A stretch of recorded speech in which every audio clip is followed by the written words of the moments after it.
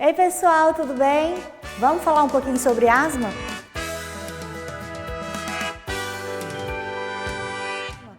A asma é uma doença pulmonar obstrutiva, crônica, que tem como característica básica uma inflamação das vias aéreas inferiores, ou seja, pulmões, bronquíolos, brônquios. A asma não tem cura, mas ela pode ser controlada. E quando bem controlada, ela vai minimizar as consequências e complicações para a função do pulmão do paciente que tem a doença. Existem muitos mitos com relação ao tratamento da asma. E o principal deles tem isso aqui envolvido, ó, as bombinhas. Várias pessoas acreditam que a bombinha vai viciar. Então, se eu começar a usar a bombinha, eu vou precisar usá-la com mais frequência porque ela me vicia. Isso não é verdade. O que acontece é que a asma não bem controlada, que não usa os medicamentos adequadamente, ela pode progredir e piorar. Assim como o paciente que tem pressão alta e não faz uso adequado dos medicamentos, ou mesmo aquele que tem pressão alta e usa certinho o medicamento, no decorrer da vida ele pode evoluir com piora dessa pressão alta. A asma também é da mesma forma. Então não é que a bombinha causa vício e dependência, mas o organismo do paciente pode piorar e demandar uma quantidade maior de medicações e uma diversidade maior de medicamentos. A bombinha não é um nome de remédio. Bombinha é apenas um dispositivo na qual a gente consegue colocar o remédio lá dentro e transformar esse remédio num aerossol que vai ser inalado para as vias aéreas. Então existem inúmeros medicamentos que são vendidos na forma de bombinhas. Muitas pessoas usam a bombinha de forma inadequada. E eu gostaria de explicar para vocês um pouquinho sobre como usar a bombinha. Primeiro passo para o uso adequado da bombinha é entender que ela vem com uma tampa. E a gente tem que remover essa tampa para fazer o uso dos medicamentos. Se a gente tentar apertar a bombinha sem tirar a tampa, o remédio não vai ser administrado. Muitas pessoas têm dificuldade de fazer o uso da bombinha direto na boca. E realmente é difícil, não só para crianças, mas também adultos, idosos. Então, ao usar a bombinha direto na boca, o paciente tem que coordenar muito bem a expressão do medicamento com a inalação e segurar o ar, prender o fôlego com aquele remédio lá dentro. Diante dessa dificuldade, tem pacientes que acabam não melhorando se usarem a bombinha direto na boca. Um dispositivo que nos auxilia nesse tratamento é chamado de espaçador. O espaçador ele pode ser utilizado com a máscara ou ele pode ser utilizado sem a máscara.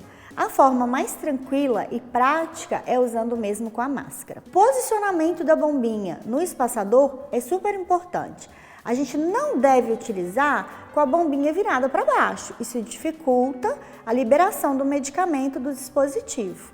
Então, a gente sempre vai utilizar com a bombinha virada para cima, assim como nós temos a máscara, nessa posição, tá? A gente aperta a bombinha e o medicamento vai ser distribuído aqui no espaçador. A pessoa tem que apertar a bombinha e colocar o espaçador já encaixado no rosto. Aperta e faz a respiração lenta, tranquila, preferencialmente pela boca, no mínimo 5 vezes. A gente fala que o ideal é entre 5 e 10, no mínimo 5, tá? Depois que a gente faz o primeiro jato, você vai olhar na sua receita quantos jatos o seu médico prescreveu. A cada jato você deve retirar a bombinha do espaçador, agitar a medicação, voltar com a bombinha para o espaçador e então fazer a segunda dose. Pronto, o tratamento está sendo realizado de forma segura e eficaz. Doutora, e como saber se dentro da minha bombinha ainda tem medicamento, se o medicamento acabou? A gente não pode considerar só na avaliação pelo peso ou por sacudir a bombinha. Mesmo uma bombinha vazia vai liberar o jato, porque esse jato aqui não é só remédio, é o gás que é colocado aqui dentro para poder fazer com que o medicamento se torne partícula inalável. Então, mesmo zerado, lembrar, sai fumacinha. E aí, como fazer? Algumas bombinhas vêm com um demonstrador da quantidade de doses anotado aqui. Então fica fácil, você vai olhar. Se ainda tiver um númerozinho aqui, quanto mais você vai usando, esse número vai diminuindo até zerar.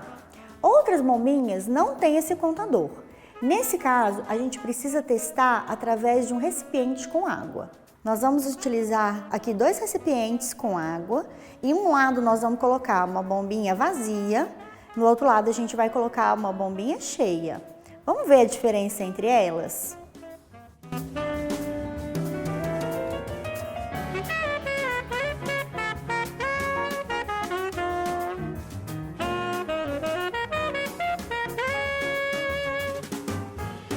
Vocês viram que uma bombinha boiou e a outra bombinha afundou. Essa bombinha de cá não tem medicamento, por isso ela se torna mais leve e flutua na água. A bombinha da direita, ela já apresenta medicamentos lá dentro, então o medicamento pesa e aí ela afunda na água. Essa é uma estratégia que você pode utilizar em casa para saber se sua bombinha ainda tem remédio e não correr o risco de ficar apertando a bombinha sem ter nenhum medicamento lá dentro. Isso ajuda você no controle da sua doença. Se você tiver alguma dúvida, pergunte ao seu médico, receba as orientações também de como fazer o uso do dispositivo e divulgue esse vídeo para gente que tem asma e nem sempre sabe como utilizar.